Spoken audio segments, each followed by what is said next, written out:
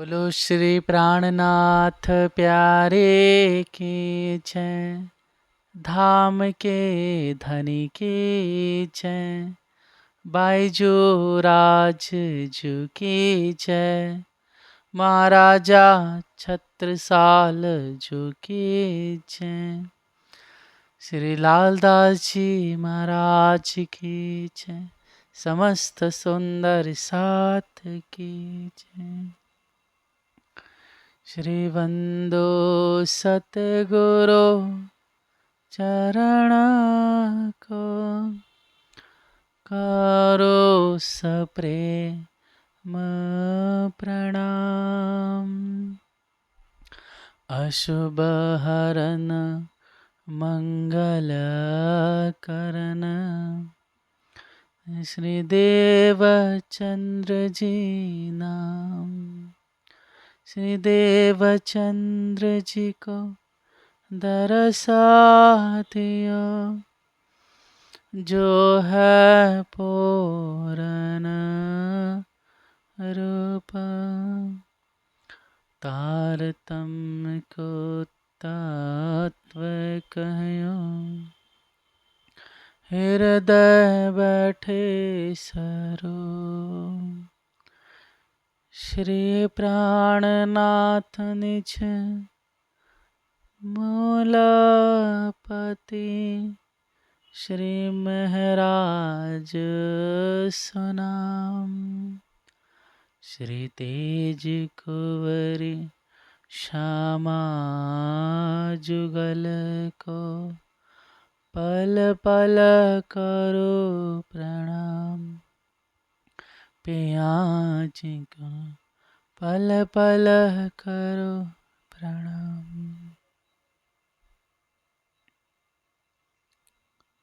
प्रणाम संत जी, प्रणाम। आइए संत जी, आखिरी चौपाई जो कल के दिन हुई थी उसे दोहरा ले। पहचान पूरी करी, सेवे धनी कर धाम। साथ जो अंदर रहे, तिन सेवा करी तमाम। तिन सेवा करी तमाम। देखा देखी श्री महाराज के,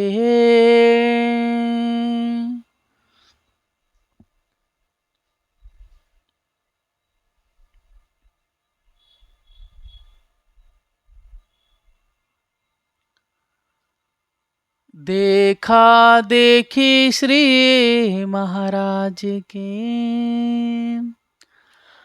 आप महामती हादी सद्गुरु श्री लालदास जी महाराज जी, हम समस्त सुंदर साथ को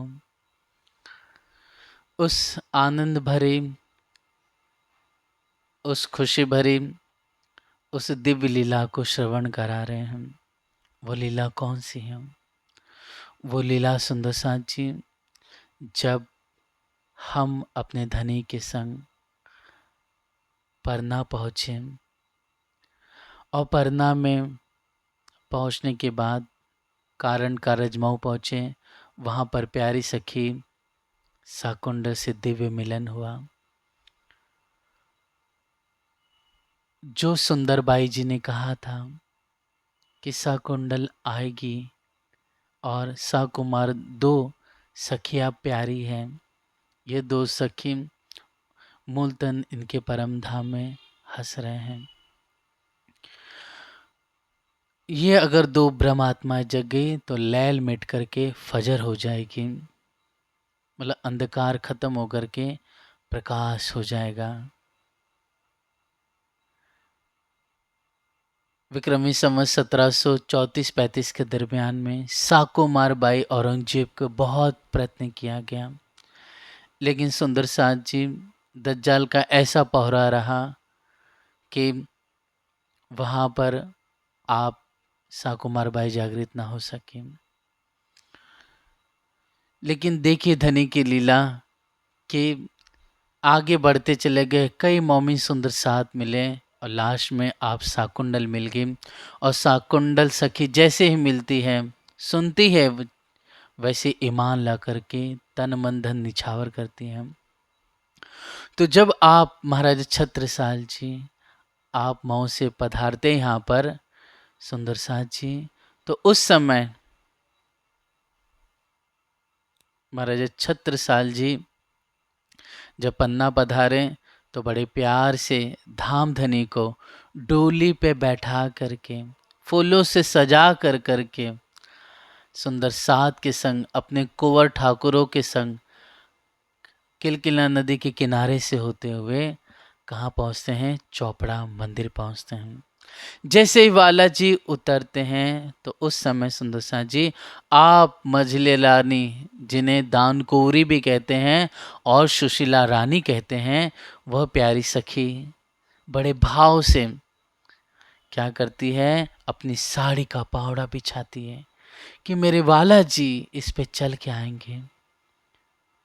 लेकिन देखिए, चूंकि महाराज छत्रसाल जी थे उस समय, आपने तुरंत कहा कि तुम मुझसे कैसे आगे हो रही हो हे सुशीला।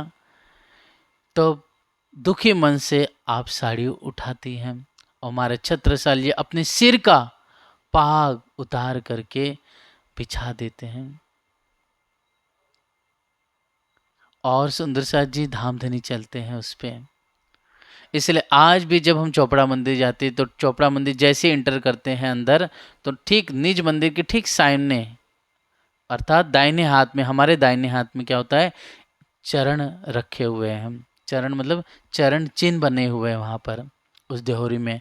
तो वहीं पर वाला जी उतरे थे सबसे पहले, और वहीं पर छत्रसाल जी ने पावड़ा बिछाया अपना सर का पाग का।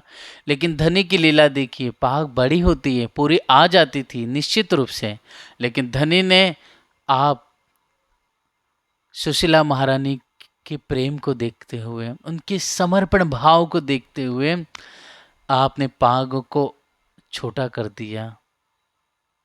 और फिर देखिए इशारा किया सुशीला रानी को, तो सुशीला रानी इतनी आनंदित खुशी हो जाती है कि मेरे दिल की तमन्ना पूरी कर दी वाला जी ने, और बड़े प्यार से साड़ी का पावड़ा बिछाती है और वाला जी उस पे चल करके आप तख्त पर आते, सिंहासन पर आते हैं।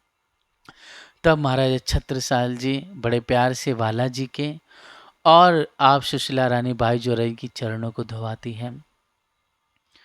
बड़े उत्साह प्यार से आप महाराज छत्रसाल जी शाकुंडल सखी किरंतन स्तुति करती है, पूर्ण ब्रह्म ब्रह्म से न्यारे। यह चौपड़ा मंदिर में अवतरित हुआ, सुंदर साथ जी प्रकट हुआ आपके मुखारविंद से। और फिर भीतर और अंदर लेके जाते हैं जहाँ पर हवेली है सुंदर साथ जी, चौपड़ा मंदिर की ठीक अंदर साइड में जो हमें पीछे हवेली दिखाई देती है, वहाँ पर वाला जी को बड़े प्यार से उत्साह से वस्त्र महाराज छत्रसाल जी धनी से प्रार्थना करते हैं कि हे धनी मेरे वाला, अब आप अपने घर आ चुके हो, हम आपको कहीं पर भी जाने नहीं देंगे। इसलिए अब तक आपने फकीरी का रूप धारण किया, अब आप जैसा मैं चाहती हूँ वैसा आप परम धाम का भाव लेकर के मेरी दुल्हन की अभिलाषा पूरी करें। तब सुंदर साथ जी मैं छत्रसाल जी राज्य के उस वैरागी वस्त्र को, स्वरूप को उतरवा देते हैं और राजशाही सिंहास सुंदर रेशमी और रंगीन वस्त्र पहनाते हैं, और जो सुंदर सुंदर साकलती मोतियों के हार थे, जो हीरो के हार थे, वो सब बड़े प्यार से उत्साह से शाकुंडल सखी अपने हाथों से धीरे धीरे क्या करती, बालाजी को वस्त्र और आभूषण पहनाती है। यहाँ पर आप सुशीला रानी बड़े प्यार से बाईजू राज्य का दिव्य श्रृंगार करती हैं। और यहाँ पर सुंदर साथ जी जब आरोगते हैं वाला जी, तो महाराजा छत्रसाल जी के मुख से सुंदर भोग अवतरित होता है। उसी भोग कर हम आज भी अपने घरों में या मंदिरों में गाते हैं, वो क्या है कि बाए आँख मेरी बेर बेर फरके, जिया हर से मारो भारी जो, हाँ जो, जिया हर से मारो भारी। इस तरह से सुंदर सा जी कल के प्रसंग में हमने बहुत अच्छी तरह से पूरा गाया था और बालाजी को भोग भी लगाया था। इस तरह से यह भोग भी यहीं पर प्रकट होता है, अवतरित होता है। इस तरह से महाराज जी तन मन धन सो किया सब निछावर, हाथ जोड़ ठाड़े भय, हाथ जोड़ करके आप शकुंतल बहन खड़ी हो जाती हैं। सिफत भई सब ऊपर सबों पर, आप महाराज छत्रसाल जी की सिफत होती है और धामधनी आपको अमीरुल मोमिन का खिताब अता फरमाते हैं। और सुंदर साथ जी पहचान शाकुंतल को इतनी पूरी हो जाती है कि कोई भी कमी नहीं रहती है, इतना आप समर्पित हो जाते हैं। आप महाराज छत्रसाल जी कहते अब धन्य आपकी सेवा के अलावा कुछ नहीं करना मुझे, अब जगत दीनो निकास, अब माया को छोड़ दिया हमने। अब ना आपने भले मुझ पर भाल में तिलक लगा करके मुझे आशीर्वाद दे करके मुझे महाराजा घोषित कर दिया, लेकिन मैं तो बस आपकी दुल्हन हूँ, आपकी मैं सुहागिन हूँ और कुछ नहीं हूँ। लेकिन धनी उन्हें समझाते हैं, धर्म का पाठ पढ़ाते हैं और सिखापन देते हैं कि निश्चित रूप से इस समय हिंदू धर्म की रक्षा करनी है, इन अत्याचारी मुगलों से हमें विजय प्राप्त करनी है। इसलिए हिंदू धर्म की रक्षा के साथ साथ सुंदर साथ की रक्षा का भार तुम पर है। इस तरह से कई वचन दृष्टांत दे करके बालाजी शाकुंतल को समझाते, तो आप महाराज छत्रसाल जी समझ जाते हैं और जब भी फ्री होते तो तुरंत धनी के पास आकर के बालाजी की सेवा करते हैं। इसलिए अष्टपहर की लीला में हम सुंदर साथ के बीच में महाराज छत्रसाल जी की जो सेवा है, उनके भाव और उनके प्रेम को हम समझेंगे। धनी खुद अपने मुखारविंद से आपकी महिमा गाते हैं। इस तरह से सुंदर साथ जी पूरी पहचान होती है। आप भीतर हवेली में राज्य को लेकर जाते हैं और सुंदर साथ भी मिलकर के बालाजी के बड़े प्यार से सेवा करते हैं। अब महाराजा छत्रसाल जी को देख कर करके यहाँ पर सभी लोग ईमान तो लेके आ जाते हैं, लेकिन फिर भी किसी किसी के अंदर क्या थी, शंका थी, किसी किसी के अंदर शंका थी, किसी किसी के अंदर सुंदर साथ और सिर जी के प्रति क्या थी, ऊपली पहचान थी। इसलिए भले तारतम मंत्र ग्रहण तो कर लिए, लेकिन फिर भी अभी तक वो भाव दुल्हन का, वो पूर्ण त्याग, वो समर्पण नहीं आया था। इसलिए है सुंदर साथ जी, इसका प्रसंग आगे होगा कि अब लगभग 3 साल का वक्त पूरा होता है। कहाँ पर? बंगला दरबार में। तो इसका वर्णन सुंदर साथ जी ये है कि अभी तो सुंदर साथ सब धाम धनी कहाँ पर है? चौपड़ा मंदिर में। तो यहाँ से हमारे छत्रसाल जी धनी से प्रार्थना करते हैं कि हे धनी, हमारे लिए एक ऐसा स्थान होना चाहिए जहाँ पर हम सब सुंदर साथ रह सके और आपकी सेवा कर सके, और जो कोई परदेश से सुंदर साथ आए या कोई धर्म गोष्ठी हो, जिज्ञासा हो, तो हमें वहाँ पर एक सभागृह बनाना चाहिए, दरबार बनाना चाहिए। तब वहाँ पर आप धामधनी हामी भरते हैं। तब महाराज छत्रसाल जी और उनके कंवर ठाकुर क्या करते हैं, बालाजी को सुखपाल में बैठा करके भ्रमण कराते पन्ना का। तो सुंदर से आज भी जहाँ पर श्री प्राण नदी अन्य क्षेत्र मंदिर है, उसके आगे जो नगाड़ खाना है, वहीं पर क्या है, एक झंडा है सुंदर साथ जी।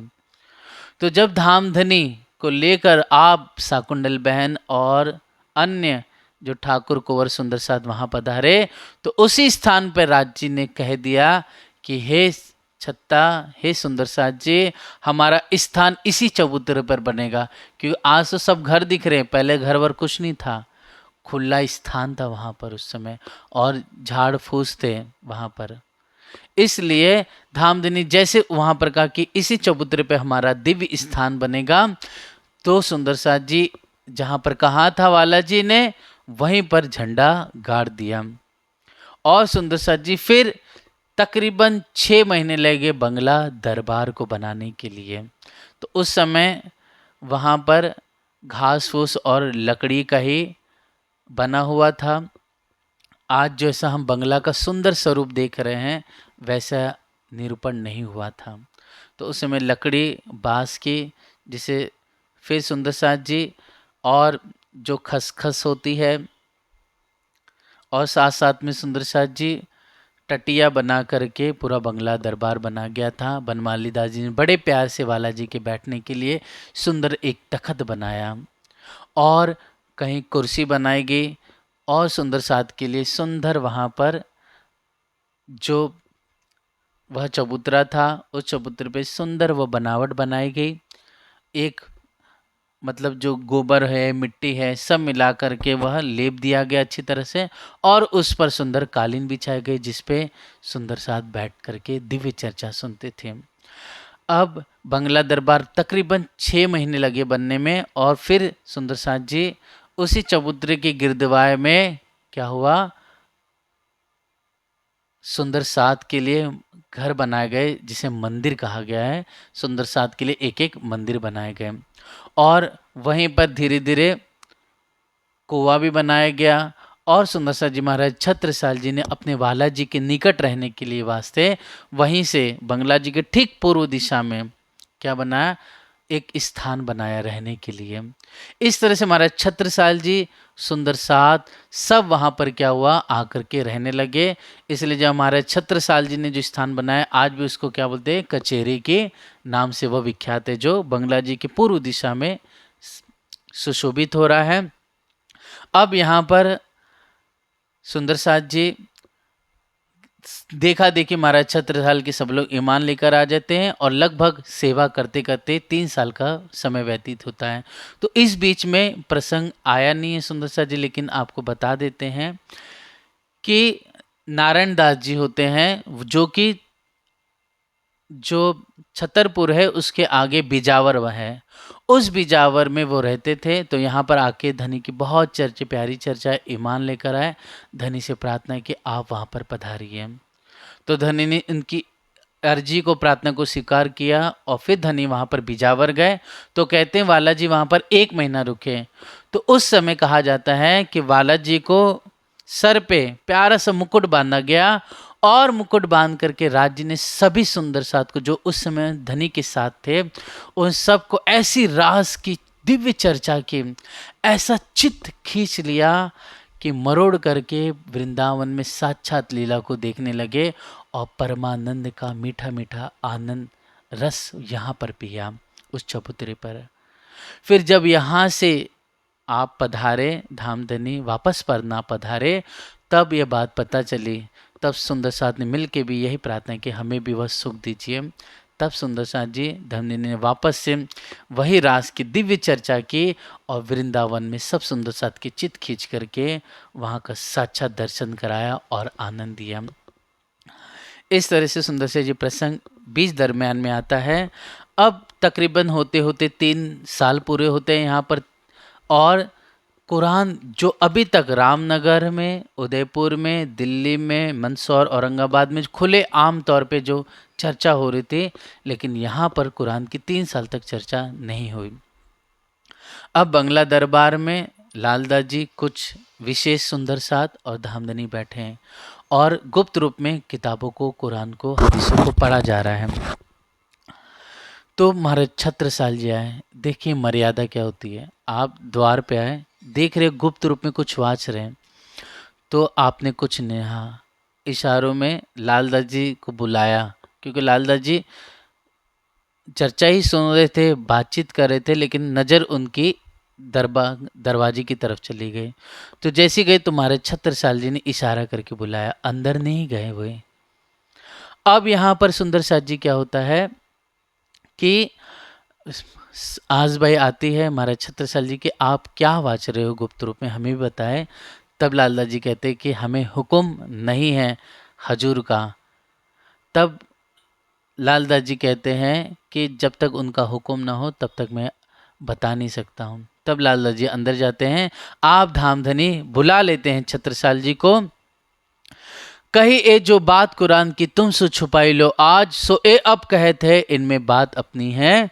सब मोहम्मद साहब कुरान लाए, सो सब अपनो सबब या में अपनी बीतक सब है, सिद्धे चंजी तेरो मेरो नाम, जा दिन जो बीती हम तीनों में सो सब लिखी तमाम। आप धामधनी कहते हैं कि जो कुछ घटना हमारे में बीती वो सब कुछ क्या है, हदीसों अतः कुरान पाक में लिखी है। मोहम्मद साहब और कोई नहीं बल्कि ही हमारे ही राज्य के स्वरूप है, वही हमारे क्या है, हादी है। आप सब मोमिनों के हादी, आप हम सब के हादी मोहम्मद साहब और धनी देवचंद्र जी हैं। इस तरह से सुंदर साज जी ये वर्णन करते हैं। तब ये महाराजा छत्रसाल जी जब सुनते हैं फिरौन की और हारून की बात और मूसा पैगंबर की बात और रसूल अल्लाह से संबंधित सारी बात, ये बात सुनकर महाराज को जोश जो बड़ी हो जोर, ए वश प्रकट करके करो खेल में शोर।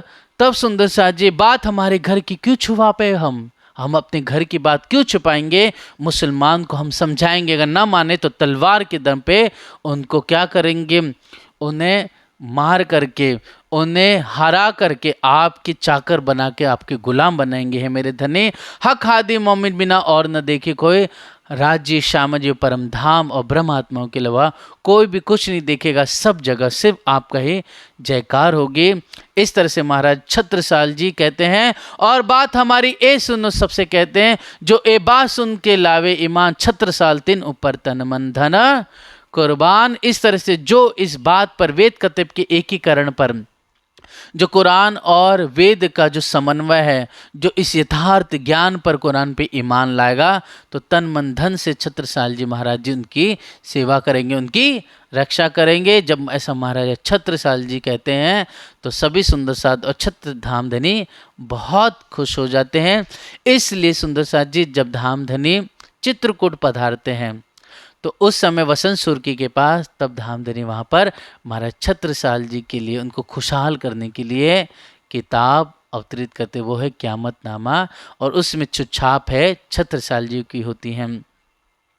अब यहाँ पर सुंदर साज जी कुछ लोगों के अंदर, जो कुंवर राज ठाकुर थे, तो उनके अंदर शंका आने लगी कि हिंदू कुरान कैसे वाच रहे हैं। तब यहाँ पर बलदीवान से बातचीत होती है। तब बलदीवान क्या करता है, महिबा का एक अब्दुल रसूल होता है, बहुत बूढ़ा हो गया था और उसे पूरे हदीस कुरान सब याद थे मुख जुबानी। तो यहाँ पर उनको लाया जाता है कि देखते हैं कि वास्तव में बात सही है कि नहीं, ताकि सबके अंदर शंका भ्रम खत्म हो। अब यहाँ पर सुंदर साज जी 3 से 3 पूछाया कुरान का सवाल एक। अब वो बंगला दरबार में आते। अब बंगला दरबार में बलदीवान महाराज छत्रसाल जी और साथ साथ में कई उनके राज ठाकुर बुंदेला बैठे थे और सुंदर साथ बैठे थे। अब यहाँ पर लालदास जी ने कहा कि हम आपसे कुरान का एक सवाल पूछेंगे। लालदास जी कहेंगे, धनी नहीं कह रहे हैं यहाँ पर अब, कि हम एक सवाल कुरान का पूछते हैं, आप इसका एक ही जवाब देना, 2 जवाब अनेक जवाब नहीं देना। तब वो क्या कहता है, अब्दुल कहता है कि मेरे आगे कुरान की कोई मार ना सके दम, उम्मी होए पूछो तो कुरान की बातें हम, मतलब अहंकार से कह रहा है कि कुरान की बातें कोई मेरे सामने कर सकता है, कोई मेरे से जीत नहीं सकता है कुरान की बात, और मैं जो कह दूँ उससे गलत कोई नहीं सिद्ध कर सकता है।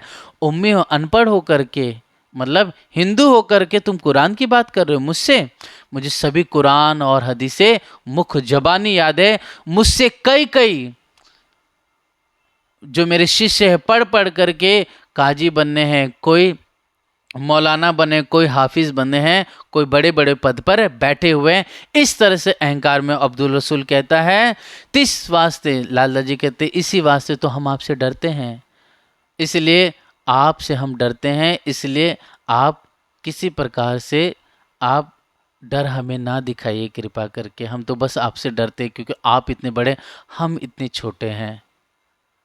कोई न लावे ताब, हम तो किसी प्रकार, हमारे अंदर तो कोई सामर्थ्य नहीं है कि आपसे हम बातचीत कर सकें, इसलिए बस हम छोटा सा सवाल पूछते हैं, उसका बस एक जवाब दे देना। ये दुनिया की पैदाइश किस तरह से कुरान में लिखी है, हमें यह बात बताइए।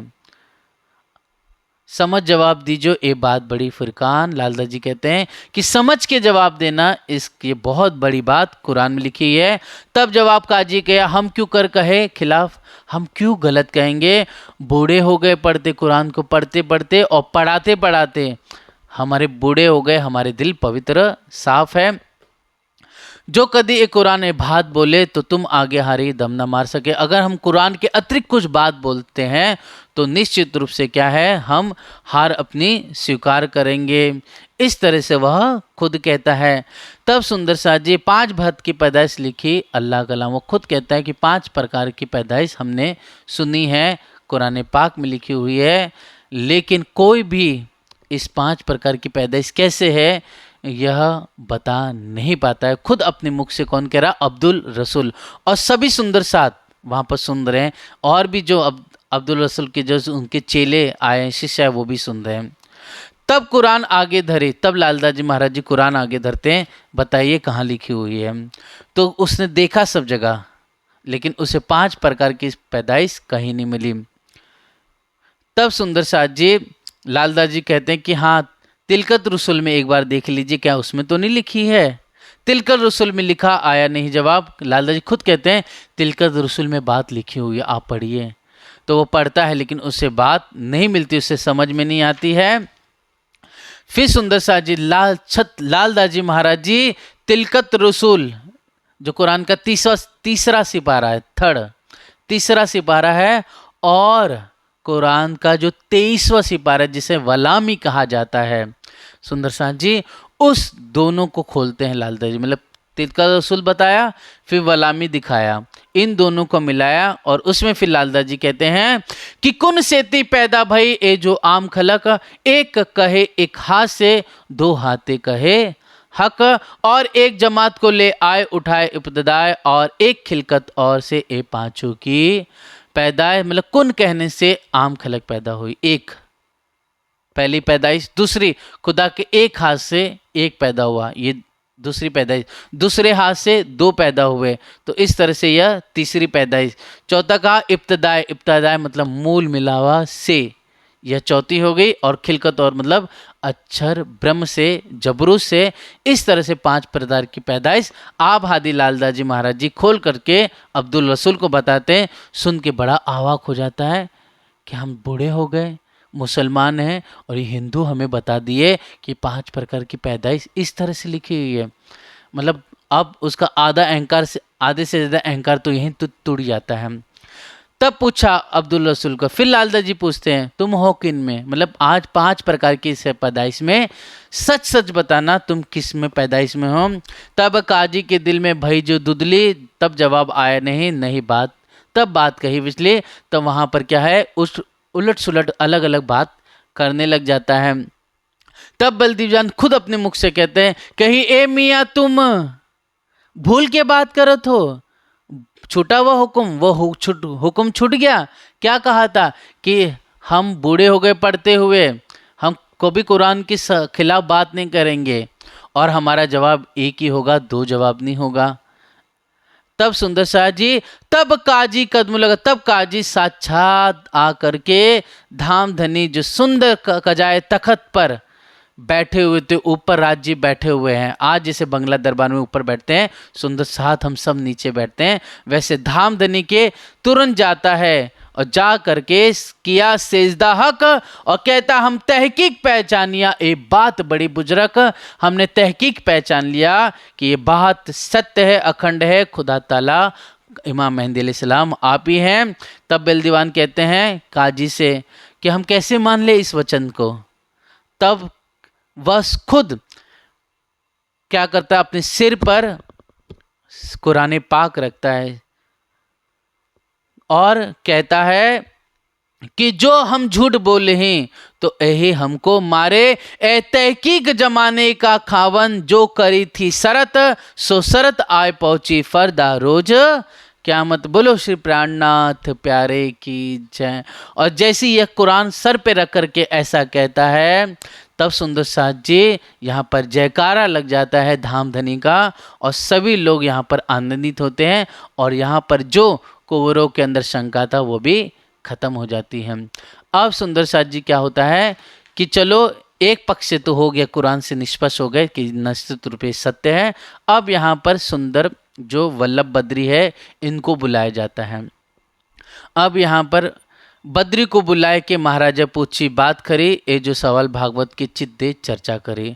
हमारा छत्रसाल जी बुलाते हैं बंगला दरबार में, और यहाँ पर दिव्य चर्चा होती है भागवत से संबंधित, और पुराण और वेद और उपनिषद से संबंधित। जब ये चर्चा बद्रीदास सुनता है और बहुत खुशी मिलती है, और फिर प्रश्न भी पूछते राज जी उन्हें। कौन से वो प्रश्न होते हैं? वही प्रश्न है कि बताओ जब गोपियाँ निकली ब्रज से और उस रात में रास लीला होती रही, तो बताओ ब्रज की गोपिका क्यों को ढूंढने के लिए उनके घर वाले क्यों नहीं गए? पहली चीज ये। दूसरी चीज, रास होने के बाद ऐसा नहीं लिखा कि वो गोपिकाएं वापस से आई अपने घर पे। क्या कहा गया डायरेक्ट कि सभी अपने नींद से उठी अपने घर में। और भागवत में क्या कह रहे हैं? तो ये जो सो के उठी वो कौन सखियां थी, और जिन्होंने रास लीला रची वो कौन थी? और फिर ये कहा गया कि रास लीला अखंड है, आज भी अनादि है, चल रही है। तो हमें ये बताओ कि रास लीला जब अखंड है, गोपियां वहां पर है, तो ये गोपियां कौन सी है? फिर कहा गया कि ब्रज रास अखंड है, तो ये बताओ अगर तुम इस संसार में ब्रज रास घटाते हो, अखंड है, दिव्य है, तो सुखदेव महामुनि के वचन करते, क्योंकि उन्होंने कहा है सुखदेव जी ने, व्यास जी ने, कि संसार प्रलय में लय हो जाएगा, मिट जाएगा, एक रंचक ना राखी 14 तबक की महाप्रलय कहो ऐसो अंत। ये सुखदेव जी व्यास जी के वचन है। यह मोह क्या है? मोह किसको हुआ? ये सब सुंदर साथ जी कपिल मुनि और देवहूति जी के जो प्रसंग है, एक व्यवहारिक रासलीला है, एक व्यवहारिक रासलीला बताई गई है, और जो और एक वास्तविक रासलीला है। तो ये वास्तविक लीला, व्यवहारिक लीला क्या है? जब ऐसे प्रश्न श्री जी पूछते हैं तो खुद कहते हैं ये बात श्री कृष्ण की हो ना बिना भगवान। बद्रीदास खुद कहते हैं कि भगवान कृष्ण के अलावा इस रहस्य को कोई और नहीं खोल सकता है। वही जो परमात्मा है, जिन्होंने लीला की है, वही रहस्य खोल सकते हैं।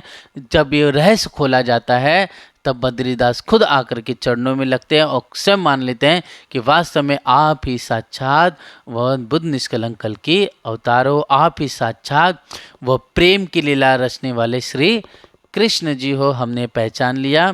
और फिर अपने वहाँ पर सबके सामने यह घोषित कर देता है वचन, और कह देता है कि यही वो पूर्ण ब्रह्म परमात्मा श्री कृष्ण जी है, यही साक्षात क्या है? वही बुद्ध निष्कलंक अवतार है, जो भगवान शिव ने जो महिमा गाई थी बुद्ध कल के अवतार की, वो यही है। इस तरह से रहस्य में बद्रीदास साथ साथ में हर जाता है और स्वयं स्वीकार कर लेता है। तब महाराज छत्रसाल बहुत बद्रीदास पे खुश होते हैं। रस रहा है चर्चा मिने कहे न जाए मौका। आप चर्चा जैसे जैसे बढ़ती है, शाकुंड सखी के दिल में बहुत आनंद उठता है। ये चर्चा सुख करके बद्रीदास जी को भी बहुत सुख होता है। लेकिन जैसे बद्रीदास पीछे आते हैं घर पे, तो पंडितों से वापस से बात होती है। तब वो पंडित कहते हैं जब बात रोपी तुम इनकी, फिर है तुम्हारा खोट। और जब तुमने इनका बात का समर्थन कर दिया कि यही निष्कलंक कल के अवतार है, जब तुमने स्वीकार कर लिया कि यही पर साक्षात श्री कृष्ण की लीला को रोशने वाले हैं, साक्षात तुमने जो स्वीकार कर लिया कि कर्म कांड से ऊपर क्या है, वास्तव में यह विज्ञान है, यह ज्ञान है। मतलब कर्मकांड उपासना से भी ऊपर ज्ञान विज्ञान है। साक्षात वह ब्रह्म विद्या किनके? यह पिया महामती प्राणनाथ जी के पास है। जब इस बात को स्वीकार कर लिया तो फिर हम पंडितों का रोजगार कैसे चलेगा, हमारा घर कैसे चलेगा, अब हमको कौन मानेगा, कौन पूजेगा, कौन हमारा सम्मान करेगा। इस तरह से जब ऐसा करके बद्रीदास की बुद्धि को घुमा देते हैं। अब सुंदर साथ जी क्या करते हैं, वो पंडित लोग के हम तुम्हें सवाल लिख के जाके के प्रश्न पूछो।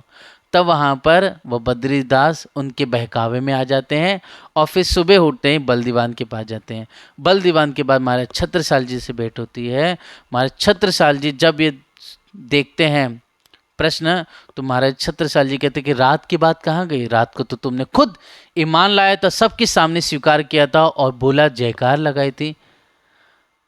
तब बद्रीदास यहाँ पर को कहते हैं, आप महाराज छत्रसाल जी कि तुम यह बात झूठी बना के ले गए, क्या मुझे भागवत का ज्ञान नहीं है? क्योंकि आप धामधनी के चरणों में हैं 3 साल से, और आपकी माता सारंधा ने आपको धर्म ग्रंथ का ज्ञान दिया था पहले बचपन में। इसलिए महाराज छत्रसाल जी को बहुत पहले से धर्म की ज्ञाता भी थे अच्छे। इसलिए सुंदर साथ जी, आप महाराज छत्रसाल जी बहुत गुस्से होते बद्रीदास पर, उन पंडितों पर। कहते हैं कि कहीं बुंदेला इन्हें गुरु ना करे कोई न नवासिस। हमारे जो बुंदेले हैं अर्थात जो हमारे वंश में कोई भी क्या करे, इनको गुरु नहीं बनाने का। और दूसरी चीज, जो सिर पर पट्टी पगड़ी बांधी जाती है शादियों में या किसी उत्साह में या त्योहारों में, तो कोई भी आज के बाद बुंदेला हमारे वंश में इन पंडितों के हाथ की पट्टी नहीं बांधेगा, और ये जहीं कहीं से भी जाएंगे तो इनका कोई भी सम्मान नहीं करेगा, न इनके सम्मान में कोई खड़ा होगा। इस तरह से सुंदर साथ जी यहाँ पर हमारा छत्रसाल जी घोषित कर देते हैं कि आज से इनका सम्मान कोई इज्जत नहीं करेगा। इसलिए आप हादीलाल जी फरमाते हैं कि सुंदर वल्लभ बद्री भले मिले कल माहे। भले ये बहुत ज़्यादा विद्या में निपुण है और बहुत ज़्यादा इनकी अकल है, लेकिन अकल कौन सी है? 14 विद्या निपुण है। मतलब 14 विद्या में तो निपुण है, पर एक को जानते, लेकिन एक जो सत्य है उसे वह जानते नहीं हैं। अब यहाँ पर सुंदर से जो वो 14 विद्या क्या है, तो कहा जाता है 6 वेदांग है। 6 वेदांग कौन से है? शिक्षा, फिर कल्प कहा गया है, व्याकरण कहा गया है, ज्योतिष कहा गया है सुंदर सा जी, निरुक्त और छंद कह के पुकारा गया है। शिक्षा, कल्प, व्याकरण, ज्योतिष और छंद, इस तरह से सुंदर सा जी यह 6 वेदांग कहे गए हैं। निरुक्त भी एक उसमें आ जाता है, ये 6 हो गए। और 4 वेद, यजुर्वेद, अथर्ववेद, सामवेद और ऋग्वेद, ये 4 वेद, ये 10 हो गए। एक ज्योतिष, एक सुंदर सा जी मीमांसा। मीमांसा में क्या? कर्मकांड करने का विधान, इसलिए पंडित सब कर्मकांड करते, उसका वर्णन मीमांसा में आया है। दूसरी शब्द न्याय, मतलब न्याय कैसा किया जाता है, वो न्याय दर्शन में आया हुआ है। फिर सुंदर साथ जी कहा गया पुराणों का जितना ज्ञान है वो उन पंडितों के पास है, साथ साथ में जो धर्मशास्त्र कहे गए हैं। इस तरह से कुल मिला के 14 विद्याओं में यह निपुण है। तो कहीं कहीं पर ये 14 विद्या जो कही है, इसके अलावा 4 वेद, 6 शास्त्र, ज्योतिष, व्याकरण, आयुर्वेद और धर्मशास्त्र, इसको भी 14 विद्याओं में लिया जाता है। इसलिए आप हादी महमदी जी कहते हैं कि 14 विद्या में निपुण तो हैं, लेकिन एक वो प्रेमानंद, वह सच्चिदानंद, वह ब्रह्मानंद, एक परमात्मा को नहीं जानते हैं। फिर बल दीवान आगे भाई जो चर्चा जो सब पंडितों मिल के मेरा चित दिया मरोड़। तब बद्रीदास यहाँ पर बल दीवान के आगे वह चर्चा करते हैं और कहते हैं कि सब पंडितों ने मेरे चित्त को, मेरे दिल को मरोड़ दिया था, इसकी वजह से मुझे यहाँ पर वापस आना पड़ा, इसलिए हमें माफ़ कीजिए। अब सुंदर साथ जी, हमारे छत्रसाल जी, बल दीवान और जो पंडित है वो वह जो सुंदर है, वल्लभ है और जो कोई भी पंडित है उनको बुलाते हैं और उनको बुला करके वास्तव से धर्म चर्चा होती है। जेर भाई सब पंडित वापस से जब दिव्य चर्चा होती है उस बंगला दरबार में, तब सब नतमस्तक होते, अपनी हार स्वीकार करते हैं। फतेह भाई इस्लाम, इस तरह से निजानंद संप्रदाय का डंका बज जाता है। चारों तरफ सत्य धर्म की, शुद्ध सनातन धर्म की जय जयकार हो जाती है। सभी लोग स्वीकार कर लेते हैं कि वास्तव में विद्याविनय बुद्ध निष्कलंक अवतार यह महामती श्री प्राणनाथ जी है। काफर शाम हो गए, इसके लिए जो अवज्ञाकारी थे, जो अहंकारी थे, वो काला मुख करके चले जाते हैं। मतलब वहाँ पर बोल तो देते हैं, जैसे कि हरिद्वार में सबने स्वीकार कर लिया कि यही विद्याविनय बुद्ध निष्कलंक का अवतार है, लेकिन क्या होता है, जाने के बाद जाकर चुगली और निंदा करने लगते, इसलिए इनका मुख काला कह के पुकारा गया है। वास्तव में काला मुख नहीं सुंदर साथ जी, दिल ही वो काला हो जाता है, बेईमान हो जाता है। ईमान से रहित दिल को ही काला मुख कह के पुकारा गया है। ले गए अपने ठाम, इस तरह से काला मुख होकर के अपनी बेईमानी को लेकर के अपने घर पे चले जाते हैं। इस तरह से धामधनी की इतनी मेहरबानी, इतनी कृपा होती है सुंदर साथ जी, कि चारों तरफ साथ साथ होता है। इस साथ साथ में धामधनी की देखी कृपा मेहरबानी कि सुंदर साथ की विजय होती है। और बंगला दरबार में, इस पन्ना में, इस बुंदेलखंड में महाराज छत्रसाल जी के जयकारा और प्राणनाथ जी प्यारे की जयकार करके हुए चारों तरफ पूरे बुंदेलखंड धनी के चरणों में आनंद लेता है। सभी सुख से मग्न रहते अपने ठौर पे।